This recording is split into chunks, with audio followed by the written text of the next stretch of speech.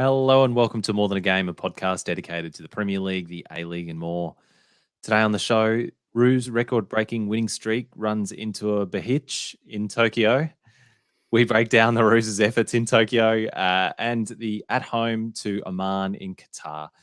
From acceleration in midfield to the turning circles of the back line, and we welcome the Isuzu Ute A-League men. I'm Colby. And I'm joined by Damo tonight on this Wednesday night, little midweek potty. How are you, mate? I'm good. Yeah, I'm good. Feels a bit strange to be doing this on a weeknight, but here we are with an international break and on the back of a couple Roos games that'll be good to cover. Yep.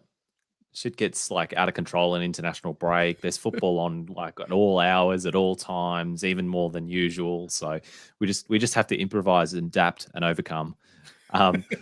Let's kick off with our moments of the week, Damo. What's got your attention this week?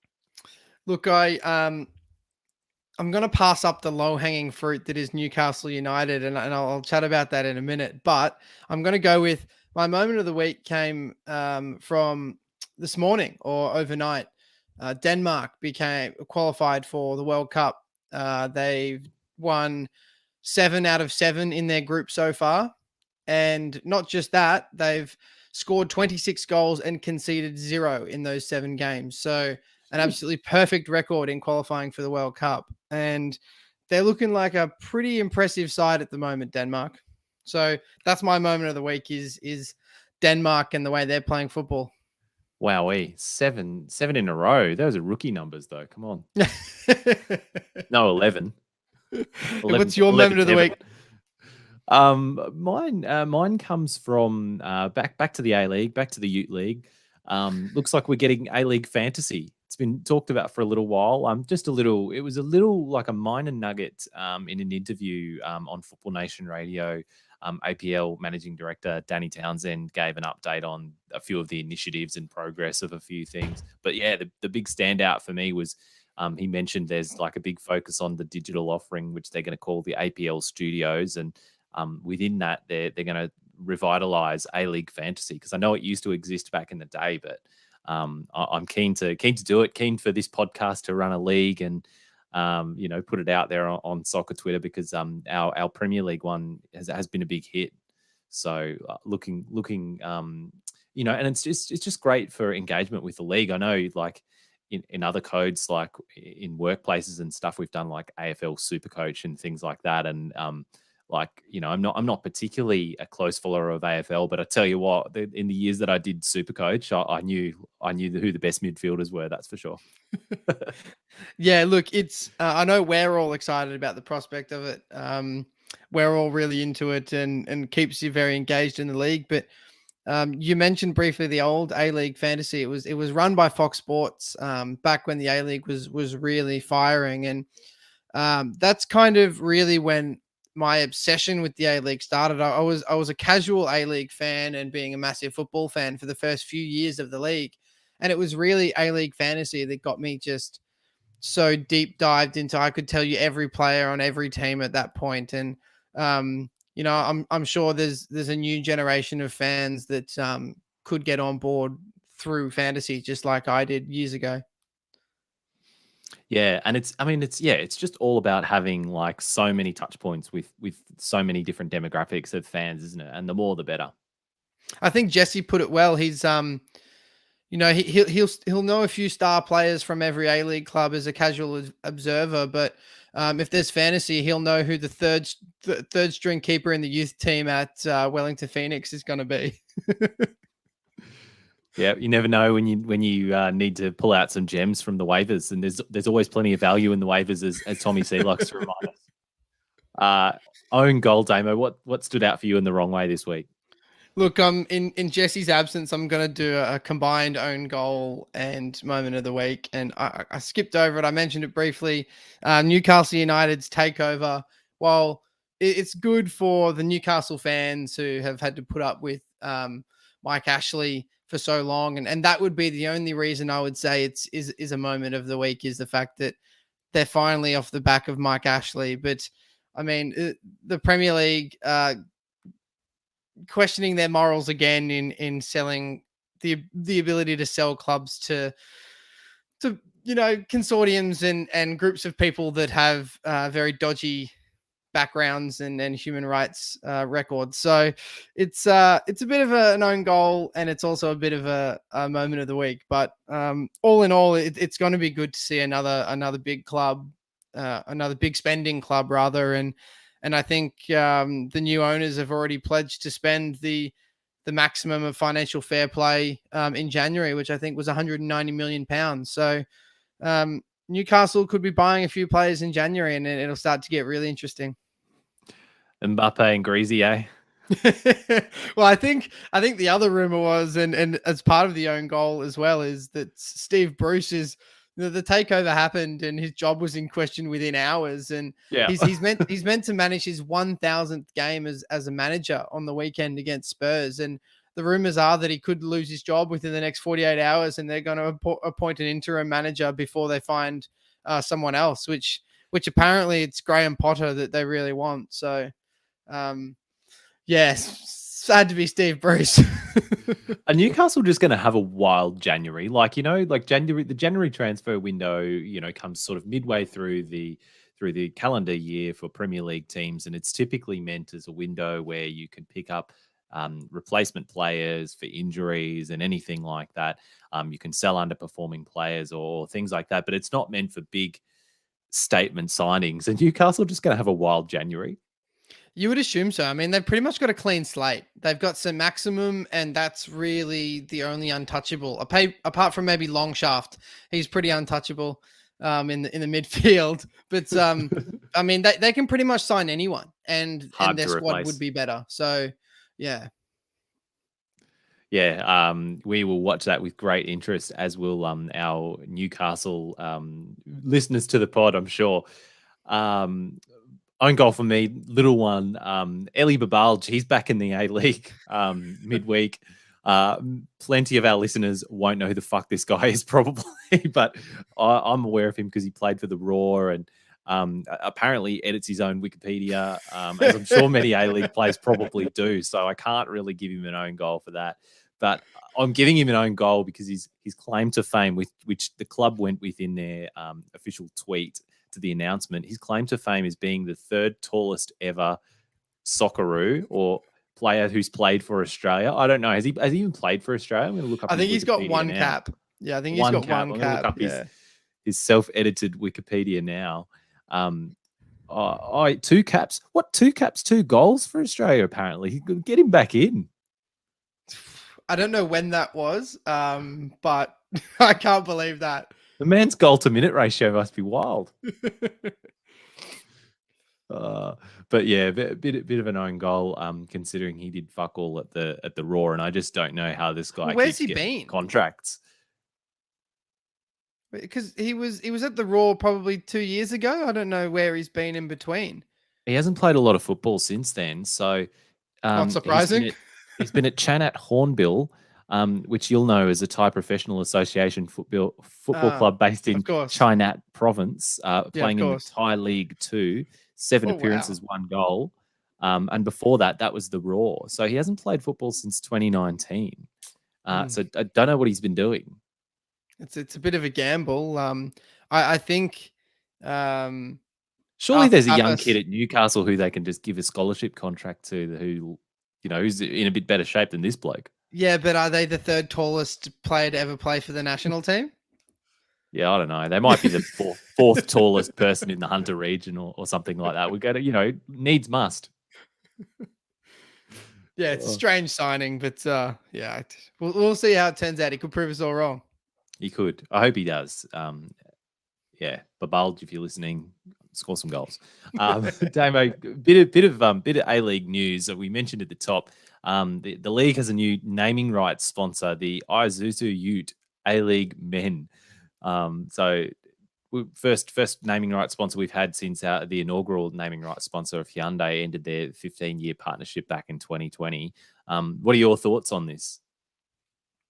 I mean, it's good to have a naming rights partner. It's extra money coming into the league, and I mean, it doesn't really roll off the tongue like you'd hope, but I mean, it's not a bad thing, and I think Isuzu have probably got more exposure on their utes than they have in a long time, especially in the circle of people that I'm within. Although I did see something really funny, and I think I might have sent this to you, Colby. I decided to go on to the Isuzu Ute Australia Facebook page the As you day do. of the announcement. Yeah, just to see what if they had anything to say about it, and they did. They made an official announcement on their Facebook page, which had, I think their Facebook page at the time had about 900 followers, and the announcement said that they're the official naming rights partner of the A League men, and there was one comment, and it was I can't remember verbatim, but it was something along the lines of an old man that said, "Oh, I love your Utes, but now you're backing the soccer. Bye bye." So I thought that was the one of the funniest things to come from this announcement for me. Although, on a more serious note, I did see, and you might have seen this as well, Colby, Western United have published an image of their their kit this season with the Isuzu Ute naming rights badge on the top. So we've obviously seen the new A League's logo on a few of the A League tops. Western United's top actually has the naming rights badge, so it says Isuzu Ute A League. And then on the sleeve is the Isuzu Ute logo. So they're definitely getting their money's worth of product placement on A League kits. That's for sure. Yeah, I mean, I'd love to know, and I'm sure we'll find out more.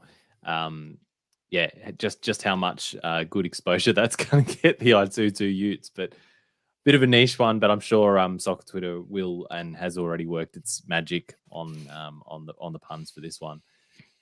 More A League news though. The Redcliffe Dolphins. Well, this is NRL and A League news. They've been announced as the NRL one of the NRL expansion teams. How do you see this impacting the Raw, Damo? To be honest, I don't think it's going to have much of an impact. Initially, I thought it was going to be great.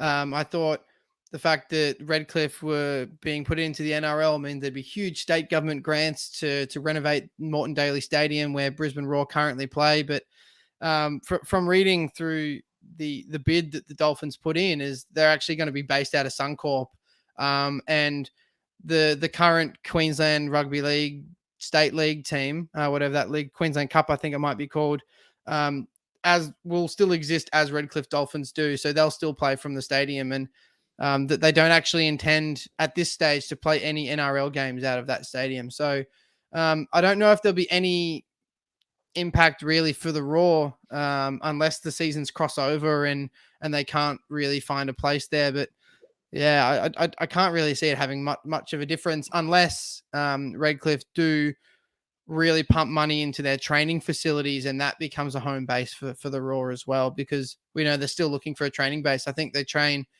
either at Carrara or even at Southport School at the Gold Coast. Somewhere down the Gold Coast, yeah. That like the amount of miles that team bus would have to cover between training and games at Redcliffe. On Gold Coast in the south and Redcliffe in the north, it's just it's wild. It's like playing away every week in terms of distance covered. And I'm going to go out on a limb and say that the players definitely aren't compensated for the fuel money that they spend. Some creative tax time at the Raw. I mean, I feel like during COVID, teams are just playing where they want. The seasons are starting and finishing when they want. We're releasing fixtures 6 at a time or whatever. It's going to be another one of those seasons, I think, where it's just gonna be stuck together with some sticky tape and love, and I can already see it's just going to be whatever people can cobble together, and we'll be like, well, that's great that they put something together during a pandemic, and then see what 2022-23 has to offer. One thing on the Redcliffe Dolphins bid is that they've actually probably got Brisbane Roar a big thank you to give. Brisbane Roar paying them obviously big rent money to play in their stadium, which also gave them the ability to have their stadium on the national stage and get a naming rights sponsor to get some more money through the door. So the Raw have contributed a fair bit to the cash flow that went into the NRL bid from the Dolphins, which has obviously been a thing for a long time, but it gave them a bit of cash padding to kind of sit on. And they've done well with it too, like you say. They've gone out and got themselves a naming rights sponsor. They've used the exposure. They've put together a bid, and they've nailed it. So, yeah, well done to the Redcliffe Dolphins. Hopefully, they can go better than the Broncos. Coming up next, we'll look at the Socceroos World Cup qualifiers. Damo, Japan 2, Roos 1. Japan break Australia's 11 match winning streak in front of a real life crowd over at Saitama in Tokyo. The Roos' first loss since 2019, which seems a long time, but a lot of that was not playing. Performance, Damo, talk us through this one. How did you see things playing out? Yeah, look, it was kind of frustrating to watch in the start of the game. Australia looked very different to how they've looked in the previous, I'd say, probably 5 to 6 games, where we've really seen Australia on the front foot, high energy, keeping the ball, and then trying to win it back as soon as they lose it. It really was. Australia looked quite sluggish, slow on the ball, taking a lot of touches, and then really kind of sat in and let Japan have the ball, which it may have been a tactic from Graham Arnold, or it may just have been a sign of how desperate Japan were and how desperately Japan needed to be on the front foot and control the game early. But yeah, the first half, particularly, I think Australia were really lucky to get through to halftime at just 1-0 down. And, we can probably speak at length about Aziz Bayic's performance, but in terms of selection, what did you think Arnie got the team right? Or it's a conversation that anyone can have, but what were your thoughts on that? Well, it's a conversation, isn't it? And bad night at the office for Ziz. And we can talk about whether that opens the door for Elder or Smith to have another crack. But in terms of the selection, one thing that stood out to me was the midfield. Obviously, Moy, Rogic, and Rustic all starting in midfield. Not sure whether that was necessarily the right balance for this game. I don't know. And maybe they were just in the wrong sort of system together, the wrong setup together. But yeah, something didn't feel right. They weren't sharp. There wasn't a great movement or understanding between the midfield that I saw. What did you make of the midfield? Yeah, I think you've kind of hit the nail on the head there, that they're not athletic, tackle making, gut running players. Those three, they're, for lack of a better term, the three of them are all luxury players. Yeah, 100%. That's what I was about to say as well. They get the ball and they can do great things on the ball, but a lot of the time that makes up for their lack in effort, or their lack in kind of just pure kilometers they can put on the clock, which is the exact reason why Jackson Irvine's in the team, because he's the complete opposite of that.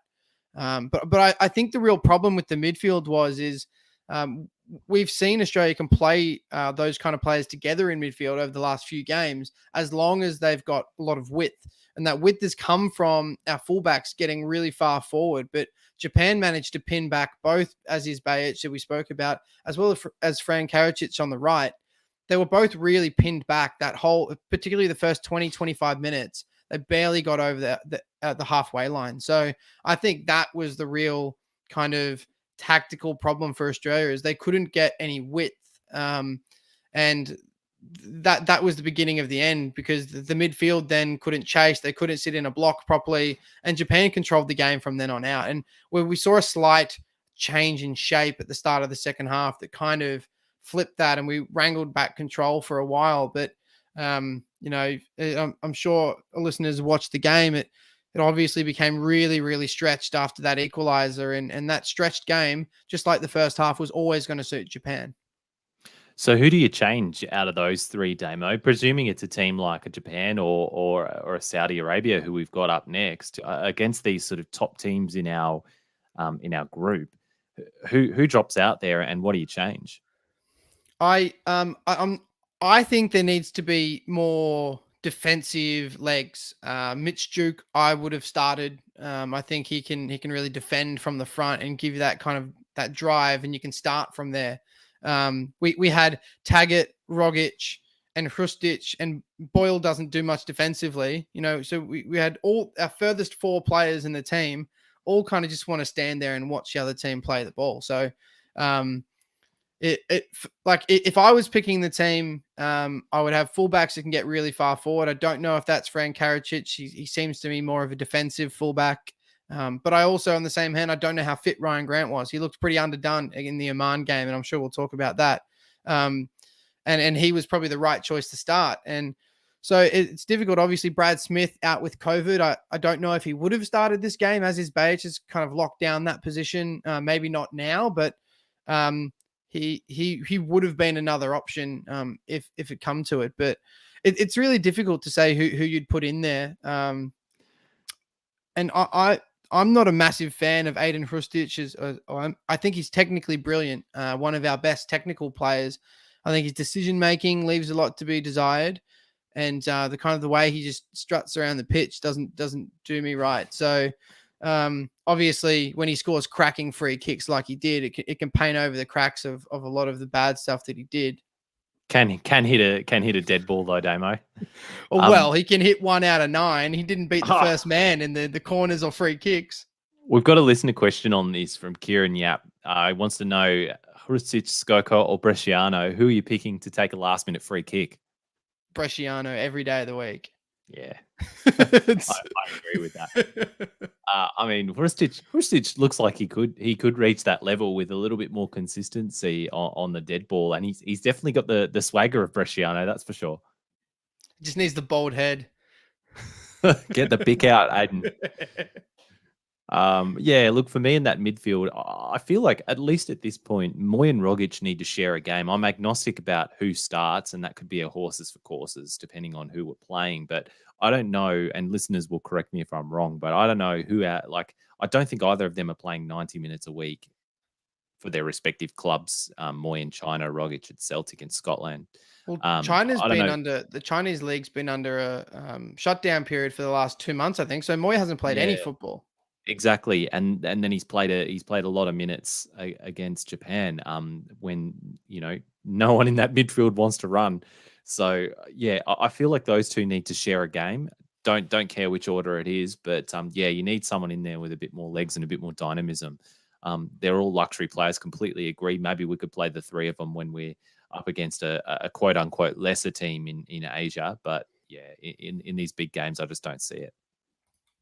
Yeah, and it was interesting. I think we were talking about it last night because obviously Graham Arnold has for a long time now gone with the two number 6 roles to sit together in front of the back four, and I think when you're doing that, you can afford to play Moy alongside a more of a luxury player like Hrustic because you've got two of them, but I think last night we really needed more legs forward and to play a real traditional number 6. And it's a shame that we don't have one. We've had a great number 6 for, the better part of 15, nearly 20 years. And now we don't have one. And our best pure 6 is probably Kenny Dougal. And he plays in the championship, not at a great club in the championship. Although I think given the chance, he'd do well. He's just not at that level. Yeah, I mean, we had two of them, didn't we, in Mile Jedinak and Mark Milligan, before Mark Milligan sort of transitioned into that centre-back role. We had two excellent number 6s by our standards, and yeah, you're right. Now, we just don't have that natural number 6 who we can instantly call on and just lock that down. And yeah, we're sort of paying for it at the moment. Let's talk about individual player performances. Obviously, we mentioned Hrustic. Our other sort of best players at the moment, not necessarily in this game, but just in general, like you've got Hrustic, Sutar, Boyle, Karacic, all overseas developed players. Should Arnie forget about camps and coming back to watch the A-League and just start scouring the lower leagues of Europe? Well, I'm pretty sure I think that's what he has been doing for the last 6 months or so. I think someone said the other day that Arnie hasn't actually been back to Australia for months now. He's between games. He's been in Europe and in the Middle East. And so probably doing a lot of that scouting for players who are eligible for Australia. He's got the right idea. Yep. Uncover some more dual nationals, Arnie. Exactly. Bring him in. Get some more Frank Karacic. Has never stepped foot in Australia, but I think he just played his 5th cap. Aussie Boyle. Get him in. Get him in. But look, I think that the 2-1 result to Japan was probably the right result on the performance. I know people were melting down. The usual types were melting down on social media. I think this is probably a speed bump. Australia is still in a great position to qualify, and Japan kept their World Cup dream alive. Yeah, look, I think you're right. I think that this game was far more important for Japan than it was for us. Yeah, a loss isn't great, but like you said, we're still sitting pretty there. We're 3 points off the top. Saudi Arabia obviously got a win after our game, and they're 4 from 4. We've got the same goal difference as them. But yeah, if Japan had lost that game, it was really dangerous areas for them. So there was a clear air of desperation about the stadium last night in Tokyo, and you could tell when the final whistle went how much that win meant to the Japanese players. They knew they needed to win that. Yeah, and crazy to see, a real life crowd in World Cup qualifiers. I feel like we've just been seeing too many World Cup qualifiers involving the Roos at these empty stadiums in Qatar and all over the Middle East. But yeah, an actual crowd at Saitama. How good was that? Yeah, it's good. Obviously, I think it was capped at 20% or something in the stadium, but um, it was a bit strange to watch a Socceroos game in Japan where it wasn't just a wall of noise, this overwhelming, repetitive Blue Samurai songs that go on when you watch Japan play in Japan. But I mean, it felt like there was a big crowd, and you could tell that the people there were really happy to be there. And I think watching on TV and the players, just everyone just enjoys fans being back at the game. It just looked like they were playing at Cogra in a end of season game against like Central Coast when Sydney have got the title wrapped up and Except it was a lot louder than Sydney's fans. Uh, and we'll just touch on the other game, the game prior to that, Roos 3, Oman 1. Another record for the Roos, who became the first ever country to win 11 straight World Cup qualifiers in a single campaign with that win over Oman. Won't spend too long on this one, given it's last week now. But what stood out to you in this one, Damo? I actually think that Aziz Bayech had a great game against Oman and very ironically had a horrible game against Japan, and everyone will pin a lot on him. But I think he was probably one of our best against Oman. He got forward a hell of a lot. He got around the wingers a lot. He got a lot of balls into the box. But I think in general, we had a really good game. I think Rogic was great. He looked like he was back to his best. Mabil looked sharp, but it's that partnership on the left between Mabil and Bajic for me has been working a lot. Mabil likes to go inside, and then Bajic gets past him, and that's really the width that we've been able to kind of exploit a lot of teams so far. I was surprised to see with Arnie go with the two up front against Japan, and for Mabil to sit on the bench. Because I felt like that combination on the left has really been one of our best weapons so far. So for me, that was probably the highlight of that game was their partnership down the left and how well they both played. And just on Mabil as well, I feel like he's been one of our most consistently strong players as well. Like, that was another one, speaking of the Japan game, that I was a bit surprised about as well, considering the form he's in. I don't know. Yeah, it must have just been in a change of setup that required him to be sitting out, because I don't think he was out on form, certainly. Yeah, I'm not sure what it was. It may have been fitness or whatever it was, or a sort of a rotation. But yeah, I thought it was strange to see him not start after how well he played the game before. I think a game like Oman was sort of screaming out for a player like Jimmy Jego or like Kenny Dougal to come into the team and really have like a ball playing midfielder. Obviously, we had Hrustic and Irvine in there. Jego and Dougal have both got the legs, but they're far more ball playing than Irvine is.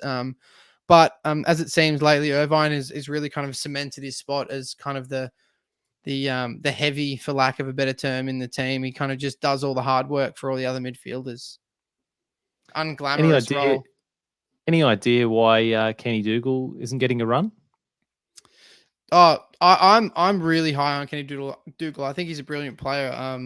whatever it is, obviously Arnie's got a better insight as to the team he wants to pick and the way he trains with the team. But if I was picking the team, I'd be sitting him in as a 6 by himself in front of the back 4. And then we've got the options to play more luxury players in front of him. Maybe he's not ready to do it. I mean, he's nearly 30 years old now. So you'd think if he's going to be ready at any time, it's got to be soon. Yeah, more King Kenny. Give us another look at him. And just, so up next for the Roos, we mentioned before that they'll be facing Saudi Arabia, who are coming off their own win against Japan in this window, at home in Sydney on the 11th of November, before facing China away on the 16th. Unclear about whether we'll have fans able to attend in Sydney yet. Arnie's pretty keen, put the call out to the New South Wales government to allow fans in. What do you reckon is going to be the case there, Damo? And what are your sort of predictions for our next phase of qualifying? I think it'd be great that we're back in Australia. I think with or without fans, it feels like a bit of a leg up that we're finally playing a home game for, I think, the first time in about 2 years. Australia will be playing a home game. It'd be great if there were fans there. I'm sure they can manage it if they're allowing 15 to 20,000 people to go to the races next month, early next month. They can allow 15 to 20,000 to go to the football as well, you'd imagine. So I think it'll be in front of a capped crowd. I think it'll be great to have fans back watching our team in our country. But this is an enormous game in terms of qualifying. Like you said, Saudis are 3 points ahead of us. If we lose this game, we kind of drop back to the rest of the pack with Oman and Japan, and then it becomes a bit of a tussle that we found ourselves in before. So I think this is a huge game. And if we can get a win over Saudi Arabia, it'll get us back to the top. And then I think if we get over the top of the Saudis, we can kind of cruise our way through to qualification here. But if we lose, then it'll become really difficult, because that's when it becomes squeaky bum time and everything gets a bit nervous. And you know how it is when it's more a mental game at that point than actually getting out there and getting the results. Yeah, I couldn't have said it better. This is an absolutely critical game in the context. It's top of the table. Saudis are now on top. We're in second place. A win will, should take us ahead of them to top. And we're battling it out for top spot again. Yeah, a loss wouldn't be catastrophic, and we could still qualify in second. But yeah, we really just don't want to be in that position again. How great would it be to qualify first and just get it locked away and just focus on getting the best team out there and getting people experience who need to have it, and just really just cruising through to a World Cup. But I know that's not how it's done, and that's not how we go in Asia. But really clutch games. So we'll be covering that on the pod for sure. But Damo, do you have anything else you wanted to call out on the Roos at all? No, I think the only other thing would be to touch on how crucial this point of qualifying is. Just the Saudi game's halfway through this stage, and to give a shout out to who both Oman and Japan are playing in the next couple of games as well, because Oman have China and then Japan, and so they've got a tough fixture, but Japan have got Vietnam and then Oman. So you would expect that they'll both get 3 points from their first game, but then that game against each other is very much up in the air, and it could really open things up again and kind of create a bit of a gap. And the Oman beat Japan in their home fixture, didn't they? Because they did. Japan are now playing away. Yep. They're playing Oman away. So, anything could happen if Oman can do them again. It's that'll almost take them out of contention, you'd think. So, yeah. So I think that'll be really interesting. We'll have a far better look at how the group's going to shape up after the next international window. 2 games that will go from being a third of the way through the qualifying to nearly 2/3 of the way through the qualifying, with only 4 games left after the next window. So the next 2 games for Australia, I think 6 points is a must. Critical. Well, that's going to do it for us tonight. Nice short little pod for you all. But thank you all once again for listening. Thanks, as always, for sticking with us. We'll be back on the weekend to cover match day 8 of the Premier League. Until then, you can get around us on social media, Twitter or Facebook, or any of our other social media channels. But until next time, enjoy the football. See.